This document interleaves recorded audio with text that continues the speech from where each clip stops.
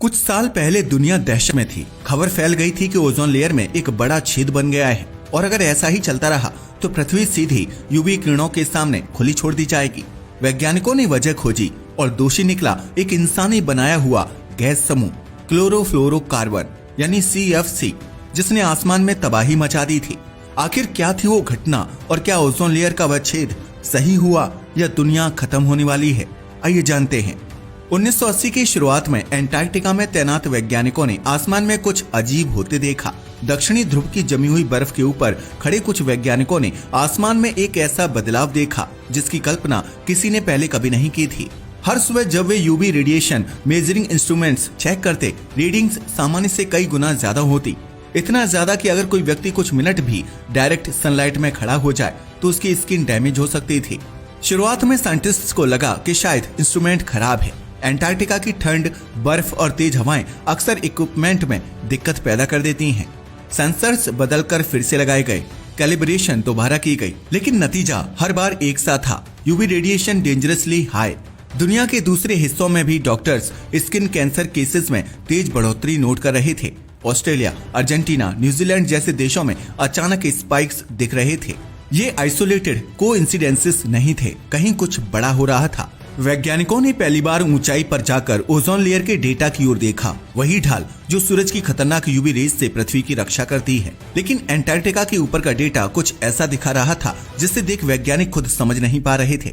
Ozone सिर्फ कम नहीं था, वो तो लगभग गायब हो रहा था। इसी समय नासा का निम्बस 7 सैटेलाइट टॉम्स नाम का एक सेंसर लेकर ओजोन माप रहा था। उसके रीडिंग चार्ट्स में कुछ वैल्यूज इतनी कम थी कि सॉफ्टवेयर उन्हें एरर समझकर अपने आप रिजेक्ट कर देता था। मॉडल्स को ऐसी गिरावट का अनुमान ही नहीं था, इसलिए कंप्यूटर ने एक्सट्रीम ड्रॉप्स को ग्लिच मान लिया। इसी वजह से पहली बार यह संदेह उठा, क्या हम किसी ऐसी चीज को मिस कर रहे हैं जिसकी क्षमता पूरी पृथ्वी को बदल देने की है। एंटार्क्टिका का एनवायरनमेंट दुनिया के किसी भी कोने जैसा नहीं है। यहाँ इतनी तेज ठंड पड़ती है कि हवा में मौजूद केमिकल्स और पानी मिलकर पोलर स्ट्रेटोस्फेरिक क्लाउड्स यानी PSC बनाते हैं। ये बादल सिर्फ सर्दियों में और सिर्फ एंटार्क्टिका के ऊपर बनते हैं। लंबे समय तक साइंटिस्ट को लगा कि PCS सिर्फ एक विंटर फीचर्स हैं, पर असल में ये एक केमिकल ट्रिगर थे जो ओजोन लेयर को खतरनाक तरीके से कमजोर कर रहे थे। इन्हीं PCS की सतह पर क्लोरीन बेस्ड कंपाउंड्स जमा होने लगे। ये कंपाउंड्स कोई प्राकृतिक रसायन नहीं थे, ये मानव द्वारा बनाए गए थे। हमारे refrigerators, ACs, spray cans, fire suppressants और फोम इंडस्ट्रीज में इस्तेमाल होने वाली एक आम गैस CFCS।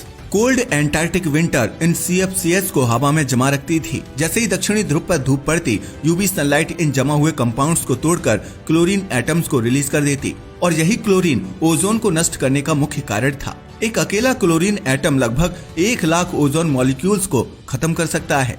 यह केमिकल चेन रिएक्शन इतना तेज था कि एंटार्क्टिका की ओजोन लेयर कुछ ही हफ्तों में कोलैप्स होने लगती थी। लेकिन इस बीच एक और बड़ा कंफ्यूजन खड़ा हो गया। जो डेटा नासा को मिल रहा था वह इतना एक्सट्रीम था कि सॉफ्टवेयर उसे पॉसिबल ही नहीं मान रहा था। यानी ओजोन होल बना भी रहा था और रिकॉर्ड भी हो रहा था, लेकिन डेटा फिल्टर उसे गलती समझकर डिलीट कर देता था। यहीं से पूरी दुनिया के सामने एक रहस्य ने जन्म लिया। क्या यह सिर्फ डेटा ग्लिच है या कोई ऐसा केमिकल डिजास्टर हो रहा है जिसे दुनिया ने कभी इमेजिन भी नहीं किया था? इस सवाल का जवाब 1985 में एक ऐसी टीम लेकर आई जिसने पूरी कहानी को हमेशा के लिए बदल दिया। इस बीच ब्रिटिश एंटार्क्टिक सर्वे की एक टीम, जिसमें जो फारमैन, ब्रेन गार्डिनर और जोनाथन सैंकलिन एंटार्क्टिका के हेली बेस स्टेशन पर हर साल ओजोन की ग्राउंड बेस्ड मेजरमेंट्स लेते थे। ये मेजरमेंट्स सैटेलाइट डेटा से अलग थी, मैनुअली कलेक्टेड थी और सबसे महत्वपूर्ण, ये किसी ऑटोमेटिक फिल्टर से फंस नहीं सकती थी। 1980 से 1985 के बीच इस टीम ने एक पैटर्न नोट किया। हर साल स्प्रिंग आते ही ओजोन लेयर पतली नहीं बल्कि प्रैक्टिकली गायब होती जा रही थी।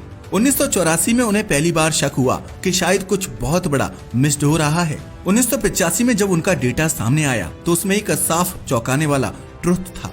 एंटार्क्टिका के ऊपर मास स्केल ओजोन डिस्ट्रक्शन हो रही थी और यह मानव निर्मित केमिकल्स की वजह से थी। उनका रिसर्च पेपर नेचर में प्रकाशित होते ही साइंटिफिक कम्युनिटी में जैसे विस्फोट हुआ। नासा साइंटिस्ट ने तुरंत अपने सैटेलाइट्स के रॉ डेटा को एरर फिल्टर्स हटाकर चेक किया और शॉक वहीं से शुरू हुआ। जितनी कम ओजोन वैल्यूज ब्रिटिश टीम अपने इंस्ट्रूमेंट्स पर माप रही थी, ठीक वैसे ही वैल्यूज नासा सैटेलाइट्स सालों से डिटेक्ट कर रहे थे, पर सॉफ्टवेयर उन्हें फिजिकली इम्पॉसिबल मानकर हटा देता था। यानी ओजोन होल पहले से मौजूद था, डेटा भी मौजूद था, लेकिन कोई भी उसे सच्चा मानने के लिए तैयार नहीं था। यह साइंटिफिक हिस्ट्री का सबसे बड़ा ओवरलुक्ड सिग्नल था। अब सवालों की बौछार शुरू हुई। क्या नासा ने इसे इंटेंशनली इग्नोर किया? क्या साइंटिफिक कम्युनिटी इसे छुपा रही थी? क्या इंडस्ट्री प्रेशर था?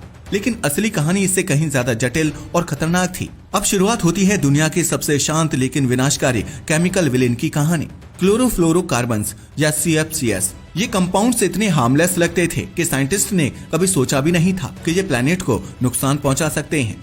ये ना जलते थे, ना रिएक्ट करते थे, ना इंसानों को पॉइजन करते थे, ना हवा में बदबू फैलाते थे। इन्हें मिरेकल केमिकल्स कहा जाता था। Refrigerators, ACs, shaving foams, deodorant sprays, fire extinguisher, हर जगह ये इस्तेमाल किए जाते थे। इंडस्ट्रीज को ये परफेक्ट लगे क्योंकि ये नॉन टॉक्सिक और स्टेबल थे।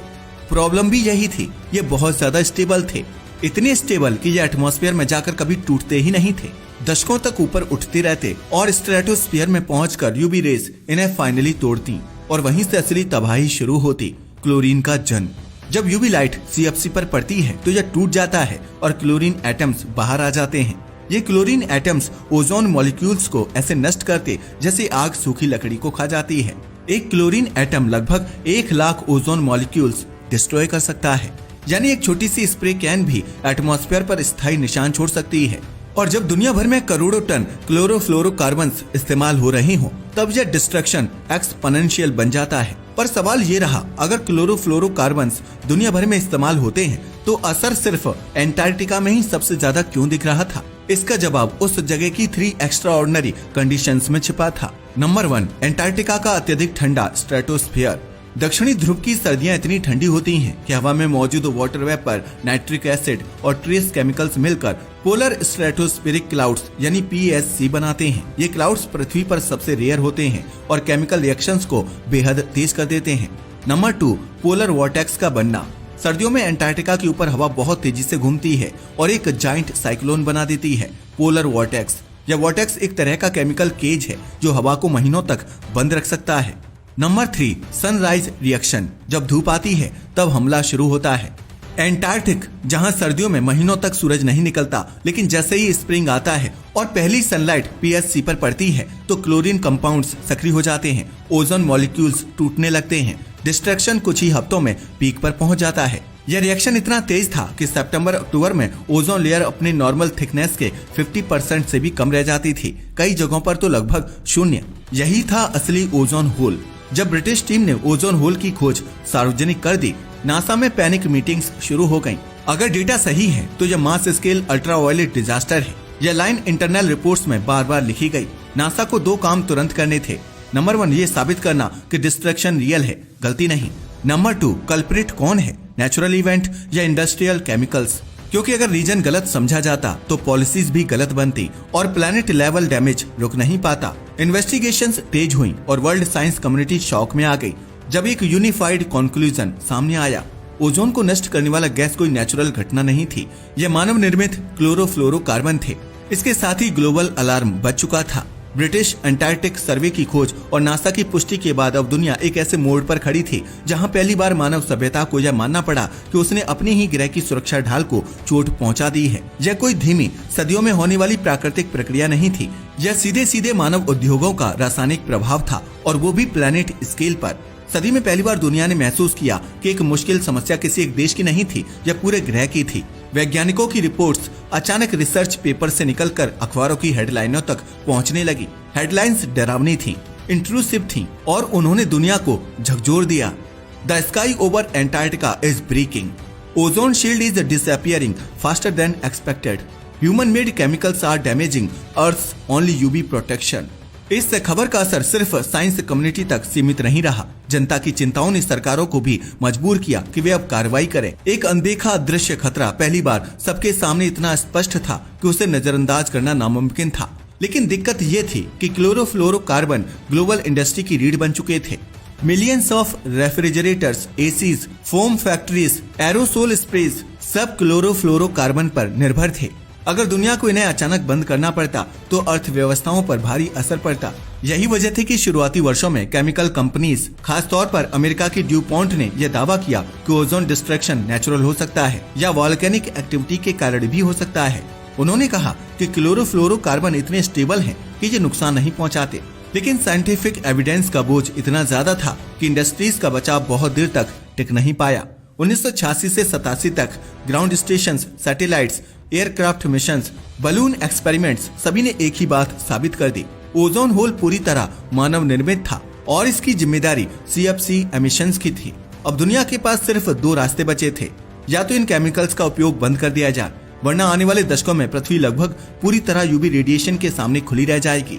यह वह पल था जब दुनिया के लीडर्स को पहली बार एक ग्लोबल क्लाइमेट थ्रेट समझ में आया और 1987 में मॉन्ट्रियल में इतिहास रचा गया। 1987 में पूरी दुनिया के लगभग हर देश 170 प्लस नेशंस ने एक ऐसा समझौता किया जो आज पर्यावरण इतिहास की सबसे बड़ी सफलता माना जाता है। मॉन्ट्रियल प्रोटोकॉल सिर्फ एक ट्रीटी नहीं थी, यह पूरी मानव सभ्यता के लिए एक सर्वाइवल एग्रीमेंट था। इस समझौते में तय हुआ CFCs का प्रोडक्शन धीरे धीरे फेज आउट किया जाएगा, इंडस्ट्रीज को सेफर अल्टरनेटिव्स दिए जाएंगे, डेवलप्ड देशों को पहले बदलाव करना होगा, डेवलपिंग देशों को टाइम और फाइनेंशियल सपोर्ट मिलेगा, अर्थ के स्ट्रेटोस्फीयर में हुए डैमेज को रिपेयर होने का मौका मिलेगा। साइंस ने खतरा दिखाया था, अब दुनिया ने पहली बार मिलकर उस खतरे को रोकने की योजना बनाई। यह पहला ऐसा एनवायरमेंटल एक्शन था जिसमें लगभग पूरी दुनिया एक साथ खड़ी हुई। कोई पॉलिटिक्स नहीं, कोई ब्लेम गेम नहीं, सिर्फ अर्जेंसी और सर्वाइवल की भावना।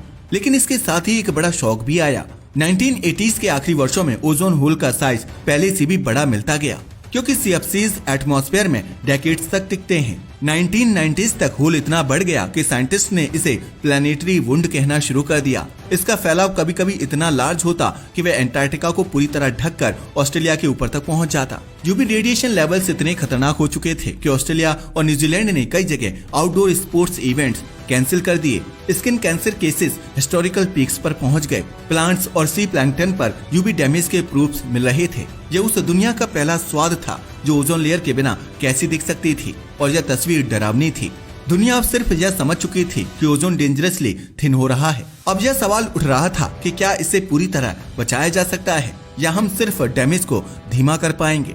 मॉन्ट्रियल प्रोटोकॉल लागू करने के बाद साइंटिस्ट ने सालों तक ओजोन का बिहेवियर ऑब्जर्व किया और धीरे धीरे एक उम्मीद की किरण उभरने लगी। एंटार्क्टिका के ऊपर ओजोन डिस्ट्रक्शन की स्पीड स्टेबल होने लगी। कुछ सालों में फर्स्ट साइंस ऑफ हीलिंग सामने आने लगे, लेकिन हीलिंग का मतलब ये नहीं था कि खतरा खत्म हो गया था।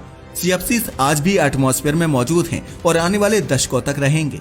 पृथ्वी की ओजोन लेयर कई जगहों पर अभी भी घायल है, लेकिन रिकवरी शुरू हो चुकी है। साल गुजरते गए और परिणाम दिखने लगे। 1990s और 2000s में ओजोन होल का फैलाव रुकने लगा। 2006 से 2010 में पहली बार डेटा ने संकेत दिया कि ओजोन लेयर धीमी ही सही पर हील कर रही है।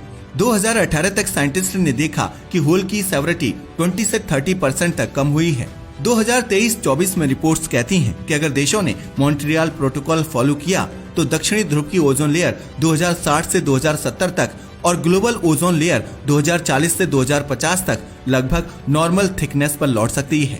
यह वो रेयर घटना है जहां पूरी मानवता ने एक प्लैनेटरी क्राइसिस को ऑलमोस्ट उलट दिया। जब लोग पूछने लगे कि नासा ने डेटा क्यों इग्नोर किया, तो इंटरनल इन्वेस्टिगेशन ने दिखाया नासा ने डेटा इग्नोर नहीं किया था, बल्कि सॉफ्टवेयर ने एक्सट्रीम ड्रॉप्स को इम्पॉसिबल वैल्यूज समझकर फिल्टर कर दिया था। जैसे कोई थर्मोमीटर -100 डिग्री सेल्सियस दिखाए तो सिस्टम उसे एरर माने। ये एक टेक्निकल फ्लो था, कॉन्स्पिरेसी नहीं। इसका मतलब यह था कि संकट पहले से मौजूद था, पर दुनिया को लेट से पता चला। आज की स्थिति ये है कि पृथ्वी एक धीमी हीलिंग पर है। ओजोन लेयर टूटी थी, लेकिन उसे बचा लिया गया। डेटा बताता है CFCs की मात्रा लगातार घट रही है, होल की गहराई कम हो रही है, UV रेडिएशन का खतरा धीरे धीरे पीछे हट रहा है। और यह सब एक ग्लोबल एग्रीमेंट की वजह से हुआ, जिसे विज्ञान ने लीड किया और दुनिया ने फॉलो किया। ओजोन क्राइसिस मानव इतिहास का सबसे बड़ा सबक है। हमने ही समस्या पैदा की, हमने ही उसे पहचाना और हमने ही मिलकर उसे ठीक किया। यह साबित करता है कि पृथ्वी फ्रेजाइल जरूर है, पर इंसान अगर चाहे तो उसे बचा सकता है। अगर वीडियो पसंद आया हो तो इसे लाइक और शेयर करें। धन्यवाद।